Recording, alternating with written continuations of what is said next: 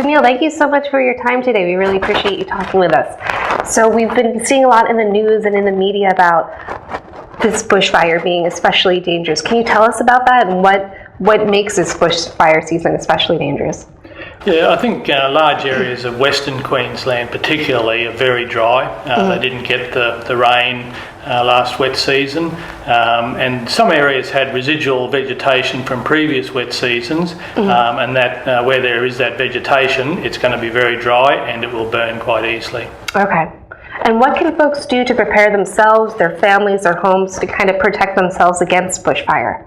Yeah, the residents really need to take responsibility for their own safety. Whilst the 35,000 volunteer firefighters across Queensland will certainly do their best to protect residents, it really is up to the residents to make sure their properties are clear of vegetation around the properties, particularly to give the volunteers a chance to work from there and help protect their property.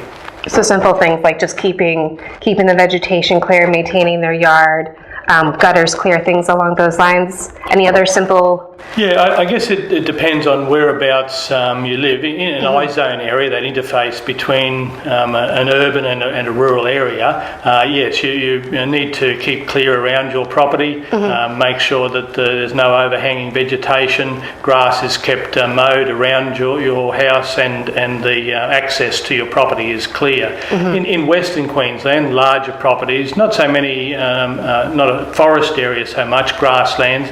Most people who live in those areas, have grown up in there, know the risks and prepare. But people recently moved to those areas or travelling through those areas, certainly they need to be aware of the heightened fire danger and take those precautions. Simple things like not throwing cigarette butts out of the car, not parking the car in long grass on the side of the road. The heat from the exhaust system can start fires. And city people sometimes don't realise in Western areas that grass is the livelihood for the stock and the people that live in that area. Right, perfect. Great. Well, any other tips or?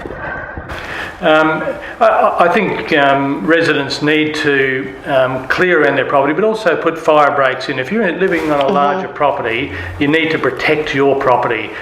Putting in fire breaks around the outside, it doesn't mean you have to totally clear all of your area, but if you've got breaks around your house and around the perimeter of your property, then you've done a fairly good job to do what you can to help us protect you. Fantastic. Are there resources available for folks that want help and assistance to properly install fire breaks? Or? Yeah, people can download the bushfire plan to make your house safe, Prepare, Act, Survive, from the Queensland Fire and Rescue Service or the Rural Fire Service websites. All of that information is available there. Or just go and talk to your local fire warden or your local fire brigade, and they'll certainly be more than happy to help you with specific information about your property. Wonderful. Well, this has been very helpful. Thank you very much for your time, Neil. Thank you. Thanks.